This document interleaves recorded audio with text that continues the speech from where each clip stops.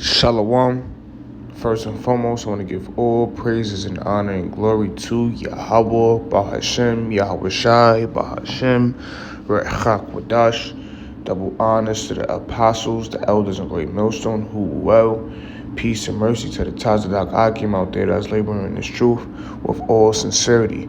I want to say Shalom. All right, today's topic is going into, not worshiping, pagan days, and today is considered to be, it's Valentine's Day, which, a lot of people are celebrating, a lot of Christians particularly.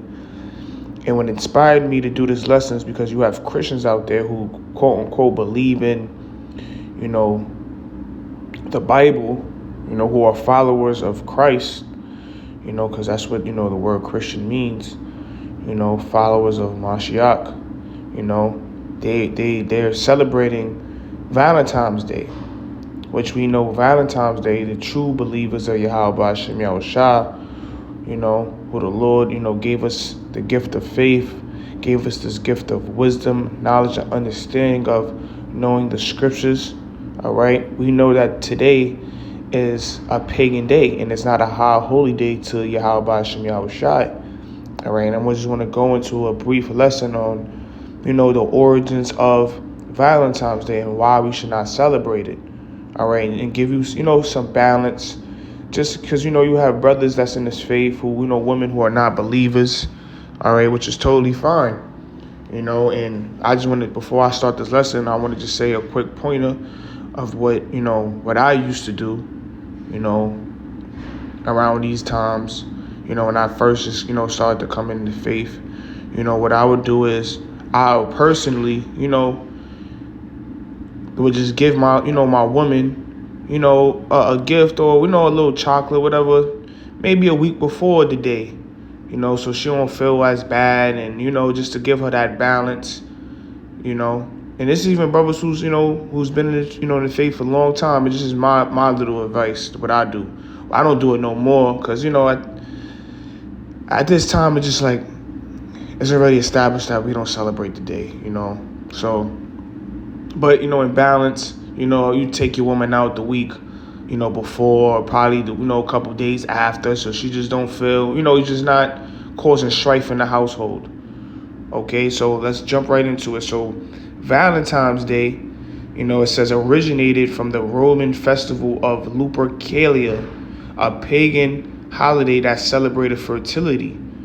All right, and let's just keep that in mind. So it says how Lupercalia was celebrated. Men sacrificed a goat and dog. Young women were whipped with strips of hide from the sacrificed animals. So that shows you what today. They have it's a quote unquote love day, but the origins of this day, you had people, you had women who were being whipped and beat, by the animals that were being sacrificed. All right. It says women placed their names in urn to be chosen by a single man. And it proves to you that what women are just, possessions and property. And it shows you clearly in ancient times, this is how things were ran. Okay. So this is not a day that we're supposed to be celebrating. All right. Because outside of this, it's not a holy day to Yahweh Hashem Yahushua. All right. And this is considered what, this is what the heathens do, the other nations do. All right. Remember the Lord, in Psalms 147, he gave us laws, statutes, and commandments to follow. But what our people, Israel, you so-called Negroes, Latinos, and Native Americans, all right, you are a stiff-necked nation. The scriptures speak about how you are considered to be sottish children, which goes into, when you go into the word sottish, it means to be stupid, foolish. And this is the reason why, we moved the Lord to wrath by just celebrating days like this. Because in ancient times, they was doing the same thing, They was always celebrating, the Israelites always wanted to be like unto the heathen. All right, we're going to get that soon. So let's continue. It says, how Lupercalia was outlawed. In the late 15th century, Pope Gilius outlawed Lupercalia. The Catholic Church declared February 14th a day to celebrate Saint Valentine. So this goes back to, the Catholic, that Roman Catholic Church. And the same Roman Catholic Church also got the Apocrypha removed from the Bible. So if you following that, Roman Catholicism is just pure wickedness. And a lot of you Christians who believe, quote unquote in Christ, you shouldn't be celebrating this day. Because I see a lot of people on my, social media who love to post scriptures, but celebrate Christmas and, Thanksgiving and Valentine's Day, take their lady out, wear all red, just, following the customs of the land, following the customs of the so-called white man, which the so-called white man, the Romans were Edomites.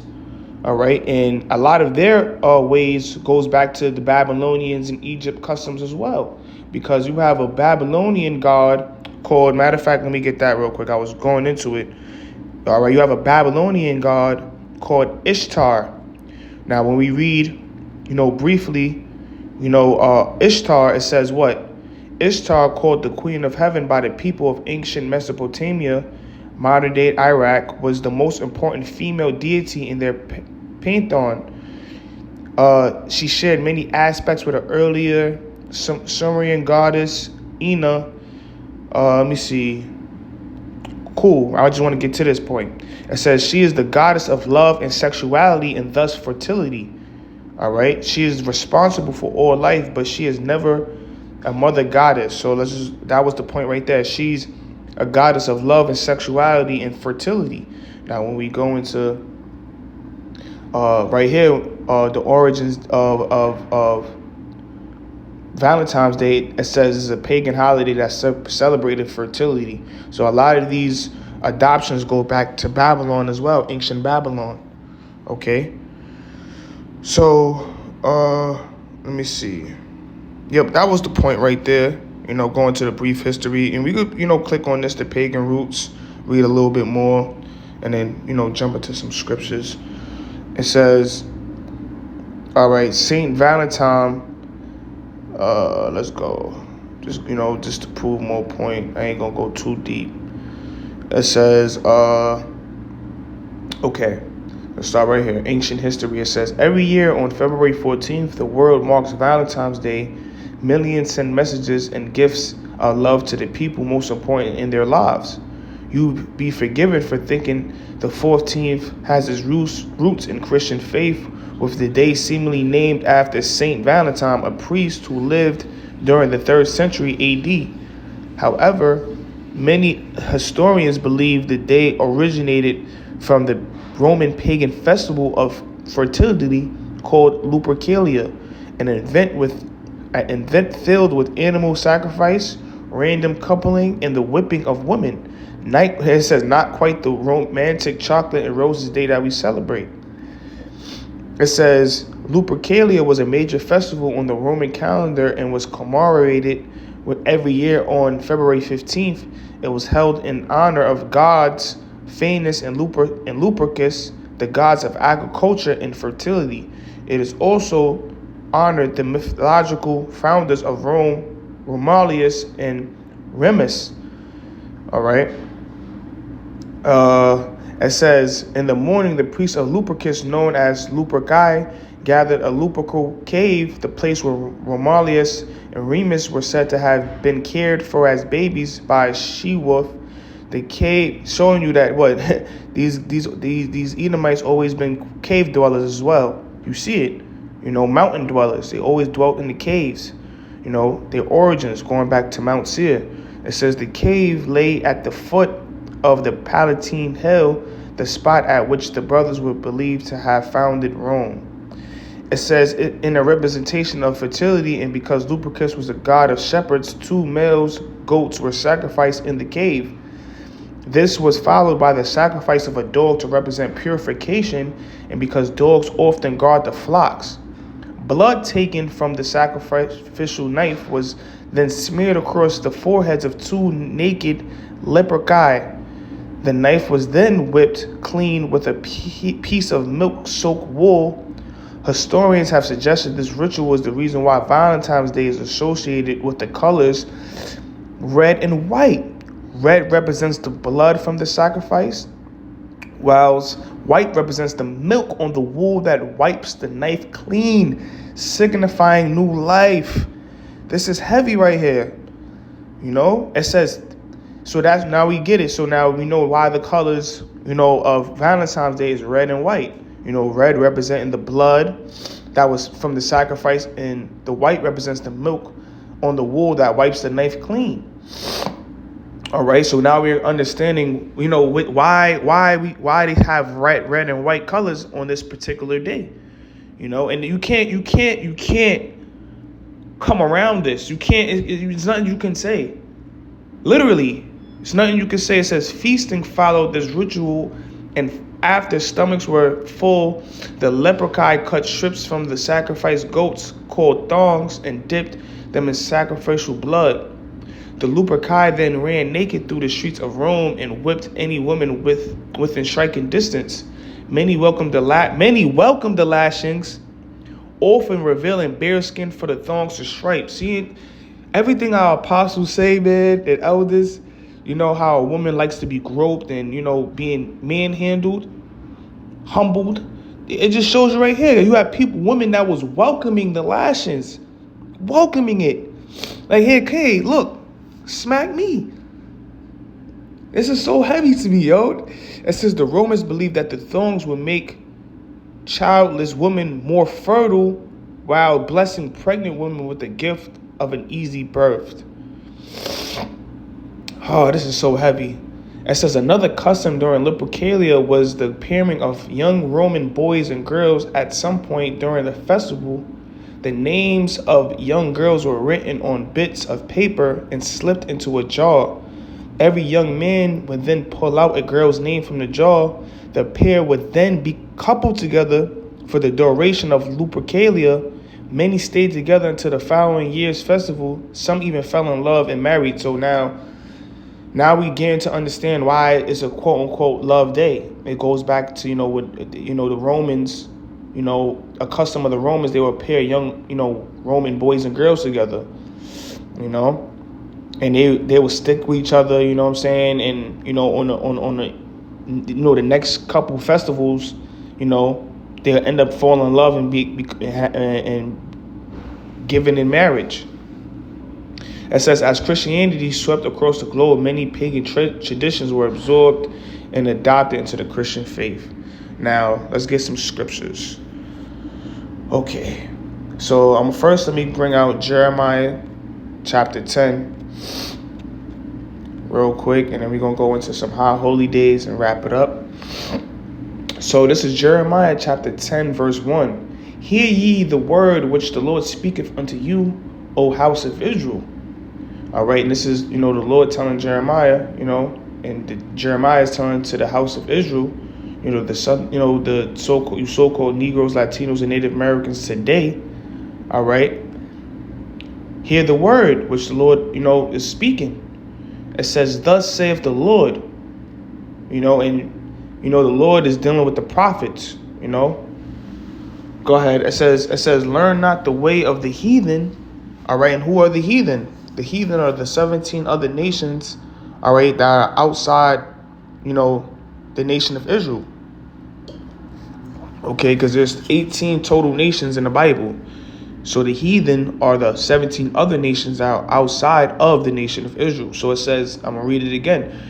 Jeremiah 10 and 2. Thus saith the Lord, learn not the way of the heathen. So we're not supposed to be learning the ways of the heathen. And the children of Israel always fell short of this. They always adopted the ways of the heathen, by following their gods, their customs, in every captivity, the Babylonian captivity, the Medo-Persians, when he was in Egypt, okay, the Romans, okay, we always adopted the ways of the heathen, even, of how, Saul was an anointed king, they got that from, the other nations, all right, and they wanted the king, the children of Israel wanted the king for themselves, all right, just showing you this is nothing new under the sun. So it says, learn not the way of the heathen. So we're not supposed to be learning and adopting the way of the nations. And right now we are in captivity of what? Esau, Edom. All right, so we're supposed to be departing, from this wicked society. We're supposed to be departing from the pollution of this so-called white man society, man, because the earth was given into the hand of the wicked. Okay? And we know the Romans are, the Edomites, and the new Rome is America.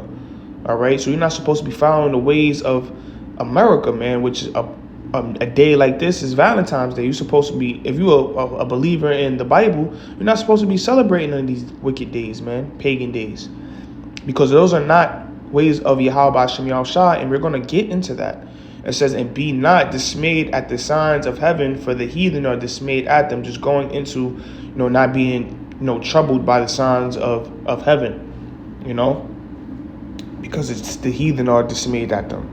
The word dismayed meaning like, being troubled. All right. So let's get the book of Deuteronomy chapter, showing you a custom that, what we're supposed to do. Even though we can't actually go to the land of Israel and celebrate it, but, the scriptures speak about rehearsing the righteous acts.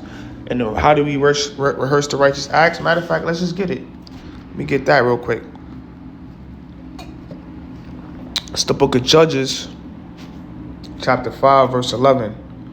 It says, they that are delivered from the noise of archers in the place of drawing water, there shall they rehearse the righteous acts of the Lord. All right, and this place is going into America as well. All right, it says, there shall they rehearse the righteous acts of the Lord, even the righteous acts toward the inhabitants of his villages in Israel.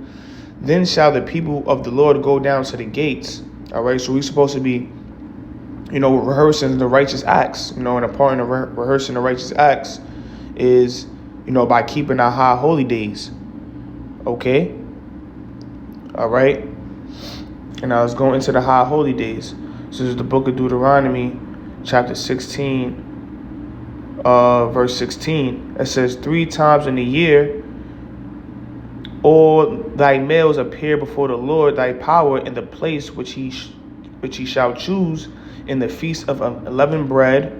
All right, so 3 times a year, males went, all right, to Jerusalem. All right, which they, is about to go into. It says, which they celebrated, they visited 3 times a year. All right, one for the feast of unleavened bread, which is the Passover, and the Feast of Weeks, which the Feast of Weeks is the 50th day after the Passover.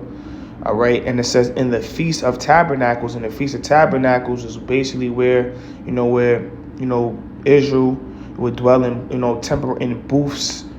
All right, and basically celebrating to Yahweh Hashem Yahushua, for the great deliverance and the provisions the Lord was given unto the children of Israel. All right, it says, and they shall not appear before the Lord empty. So you're supposed to, bring, gifts and things of that nature. Okay. So these are just a clear example of high holy days that we're supposed to be celebrating. We have a lot of Christians who don't celebrate the Passover or the Day of Atonement. They don't celebrate the Feast of Weeks, going into, the Pentecost. They don't celebrate none of these things. Instead they celebrate Christmas and Valentine's Day and Thanksgiving and Halloween, all right, which are considered pagan. Okay? But that was it right there. That was the point. All right, Lord willing, this lesson was edifying. I want to give all praises and honor and glory to Yahweh Hashem Yahushua. And with that, Shalom.